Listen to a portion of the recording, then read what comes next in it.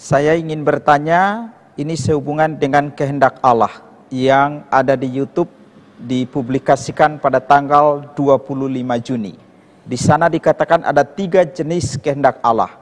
Jenis ketiga adalah kehendak Allah yang tidak bisa gagal. Nah, kalau untuk rencana Allah, untuk profesi seseorang, misalnya diciptakan dengan maksud jadi pendeta, tapi orang itu memilih jurusan jadi pilot misalnya, dan itulah profesi dia sepanjang hidupnya.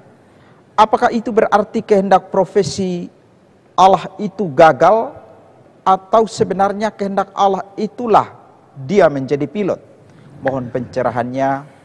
Terima kasih dari Andi. Ya, saya sudah jelaskan bahwa memang kehendak Allah itu, kalau kita menafsirkan kehendak Allah dalam Alkitab, memang harus dibagi menjadi 3. Jikalau tidak, nanti kita akan lihat tabrakan-tabrakan. Ya, jadi ada kehendak Allah yang berisi aturan-aturan kepada manusia yang itu bisa gagal. Ya, Tuhan maunya kita jangan membunuh, jangan membunuh. Ternyata ada orang yang membunuh. Betul. Berarti kehendak Tuhan untuk jangan membunuh itu tidak terjadi. Ternyata ada orang bunuh. Tapi ada kehendak Tuhan yang sifatnya adalah dekrit atau penetapan Tuhan atas segala sesuatu. Itu kehendak seperti itu tidak bisa gagal. Ya. Nah, saya baca Yesaya 14 ayat 24. Tuhan semesta alam telah bersumpah, firman-Nya, sesungguhnya seperti yang kumaksud, demikian akan terjadi. Seperti yang kurancang, demikian akan terlaksana. Jadi kalau Tuhan maksudkan, pasti akan terjadi. Kalau Tuhan rancang, pasti terlaksana. Kalau demikian kita bisa balik. Kalau sampai sesuatu terlaksana, itu berarti sama dengan yang Tuhan rancang. Kalau sampai sesuatu itu terjadi, maka itu sama seperti yang Tuhan maksudkan.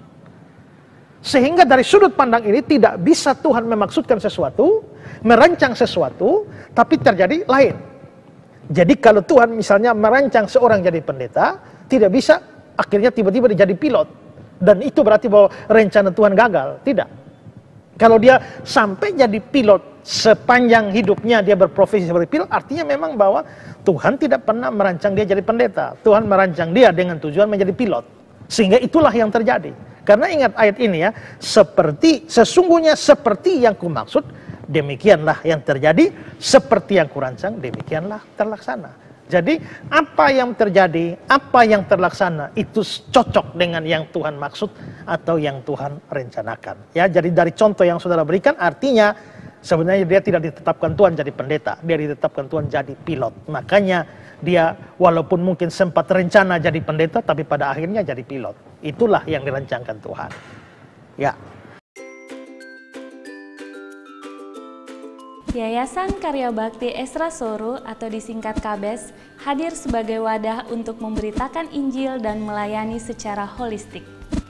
Yayasan ini didirikan oleh Pendeta Esra Alfred Soru di Kota Kupang, Nusa Tenggara Timur dan bergerak di bidang sosial dan keagamaan.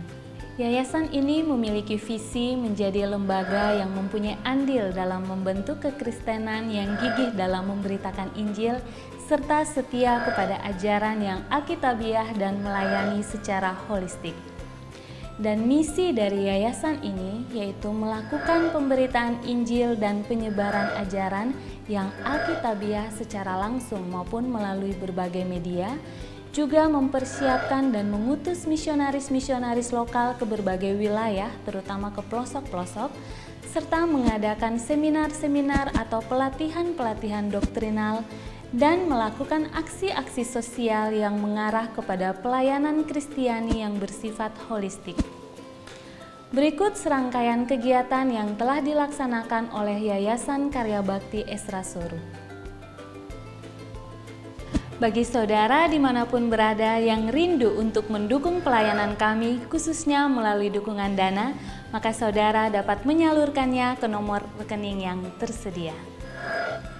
Untuk informasi selengkapnya dapat menghubungi Sekretariat Yayasan Karya Bakti Esra Soru melalui nomor berikut ini. Mari beritakan Injil dan melayani sesama dengan kasih bersama Yayasan Karya Bakti Esra Soru. Tuhan Yesus memberkati.